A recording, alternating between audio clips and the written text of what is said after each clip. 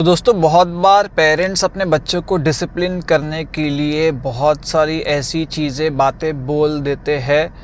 जो डिसिप्लिन तो उस टाइम पे कर देती है पर फ्यूचर में उनके माइंड के ऊपर साइकोलॉजिकल इम्पैक्ट तो डालती ही है, साथ में उनका एडल्टहुड भी स्पॉइल हो सकता है। दोस्तों इस वीडियो में हम जानेंगे कि कौन सी ऐसी बातें हैं, कौन सी ऐसी चीज़ें हैं, कौन से ऐसे वर्ड्स है, फ्रेजेस है, सेंटेंसेस है जो पेरेंट्स को अपने बच्चों को बोलने से अवॉइड करना चाहिए ताकि उनकी मेंटल हेल्थ के ऊपर इम्पैक्ट ना हो। दोस्तों मेरा नाम है गुरप्रीत सिंह महक लाइफ को। चलिए इस वीडियो को शुरू करते हैं। दोस्तों अगर आप एक पेरेंट हो या फ्यूचर में पेरेंट होने वाले हो या आपके आसपास कोई पेरेंट है तो इस वीडियो को अंत तक ज़रूर देखिएगा। आपको लग सकता है कि मैं वीडियो को स्किप कर दूं, आधा देख लूं, पर बिल्कुल भी ऐसी गलती मत कीजिएगा क्योंकि ये पेरेंटिंग के साथ इन्वॉल्व है और ये पेरेंटिंग की इन्फॉर्मेशन आपको और कहीं पर भी नहीं मिलेगी। पहला शब्द या वर्ड है जो पेरेंट्स अक्सर अपने बच्चों को बोल देते हैं, नोइंगली बोल देते हैं, बचपन में बोल देते हैं, वो है कि यू आर स्टूपिड। तो ये एक तरीके का सर्टिफिकेशन है जो एक पेरेंट ने अपने बच्चे को दे दिया है और वो उसकी सेल्फ एस्टीम और कॉन्फिडेंस को बहुत ज़्यादा डिस्ट्रॉय कर सकता है।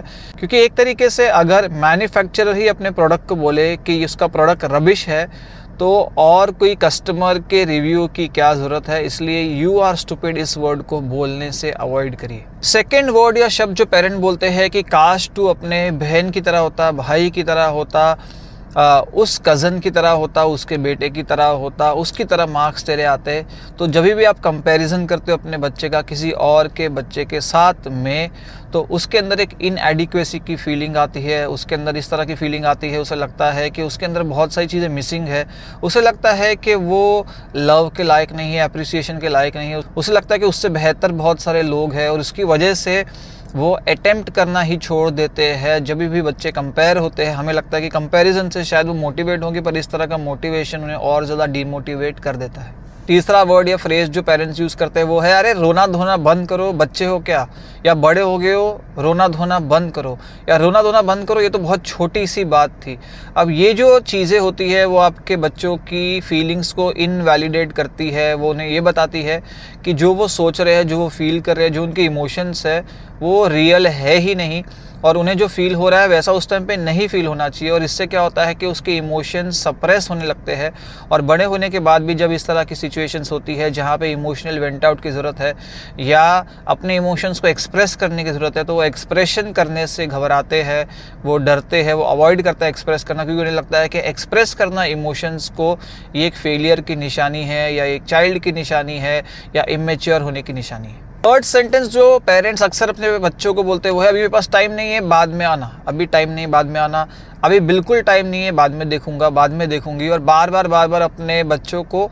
अवॉइड करते रहते हैं क्योंकि आजकल के पेरेंट्स है ही इतने बिजी, इतनी सारी जॉब्स के अंदर बिजी है, रिस्पॉन्सिबिलिटीज़ के अंदर बिजी है, अपने बच्चों को एक अच्छा फ्यूचर देने के लिए बिजी है, पर शायद वो उनका प्रेजेंट ख़राब कर देते हैं नोइंगली अननोइंगली। तो जब भी आप बार बार अपने चाइल्ड की रिक्वेस्ट को मना करते हो या चाइल्ड आपसे टाइम मांग रहा है आप मना करते हो, या अगर उस टाइम पे आप बहुत ज़्यादा बिजी हो तो आप बोल सकते हो कि अभी मैं बहुत ज़्यादा बिजी हूँ, शाम को 6 बजे एग्जैक्ट हम कनेक्ट करेंगे। और उस टाइम पे ज़रूर कनेक्ट करिए, उसे आप एक टाइम दीजिए, उस टाइम पे कनेक्ट करिए ताकि उसे पता चले कि उसके पेरेंट्स अवेलेबल है, इमोशनली खासकर अवेलेबल है, फाइनेंशियली तो आप अवेलेबल हो ही, इसलिए ट्राई करिए कि अपने बच्चों के लिए इमोशनली भी अवेलेबल रहिए।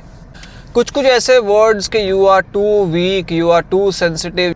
You are not good enough, ये भी अंदर सेल्फ डाउट क्रिएट करते हैं बच्चों के मन में और उसकी वजह से उन्हें ये पता नहीं चलता है कि उन्हें किस डायरेक्शन में चलना चाहिए या जो वो कर रहे हैं वो सही है कि नहीं है। बार उनके अंदर बहुत ज़्यादा self doubt, decision making ability उनकी बहुत ज़्यादा कम हो सकती है। अब बहुत बार पेरेंट्स आपस में झगड़ रहे होते हैं और जो मदर है उसका फादर के साथ रिलेशनशिप अच्छा नहीं है या वाइस वर्सा, और वो बच्चों को एज अ टूल यूज़ करते हैं उस लड़ाई झगड़े के बीच में, एक दूसरे के अगेंस्ट एक दूसरे को भड़काते रहते हैं। और बहुत बार क्या होता है कि जब उनका बच्चा किसी तरह से बिहेव करता है तो बोलते हैं यार तू तो अपने बाप पे गया है, तू तो अपनी माँ पे गया, उसकी तरह ही कर रहा है। तो इसकी वजह से उनके अंदर क्या होता है, बहुत ज़्यादा कन्फ्यूजिंग फीलिंग आ जाती है क्योंकि जो मदर और फादर है उसे बच्चा आइडियलाइज़ करता है तो उसे ये कन्फ्यूजन होता है कि ये क्या पॉजिटिव ट्रेड के साथ एसोसिएट किया है कि नेगेटिव ट्रेड के साथ एसोसिएट किया है। और इसकी वजह से बहुत ज़्यादा अपब्रिंगिंग के अंदर उनके अंदर कन्फ्यूजन आ सकता है, पर उन्हें लग सकता है कि शायद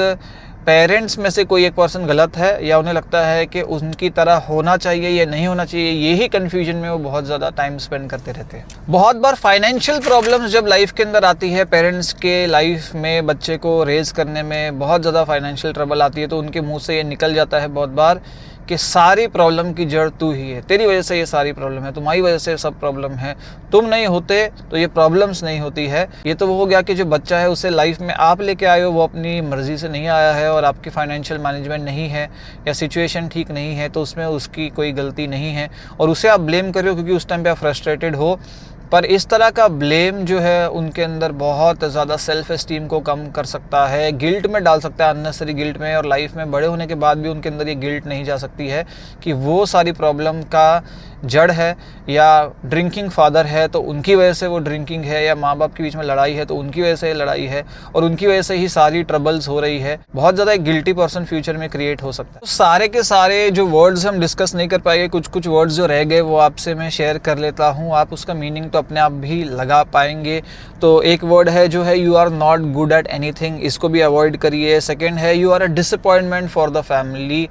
या you are disappointment for us, you will never succeed, इसको तो बिल्कुल अवॉइड करिए क्योंकि एक तरह से आप स्टैम्प दे रहे हो अपने बच्चे को कि मुझे पता है कि तू कभी सक्सीड नहीं कर पाएगा। यू आर टू डम्ब, ये भी कभी मत बोलिए। यू आर टू नीडी, तो आप उन्हें जज कर रहे हो उनकी नीड्स की वजह से। You are never good as your sibling, भाई बहन की तरह बिल्कुल भी नहीं है, तो बहुत ज़्यादा ड्रामेटिक है, बहुत ज़्यादा वीक है। You will never get someone who loves you, इस तरह के वर्ड्स जैसे कि you are not talented, you will never understand, you are too lazy, तुम हमेशा सब कुछ गड़बड़ कर देते हो, हमेशा ख़राब कर देते हो, तुम एक बोझा हो हमारे ऊपर, फैमिली के ऊपर, लाइफ के ऊपर एक बोझा हो, तुम बहुत फैट हो, तुम बहुत अगली हो, बॉडी शेमिंग करना,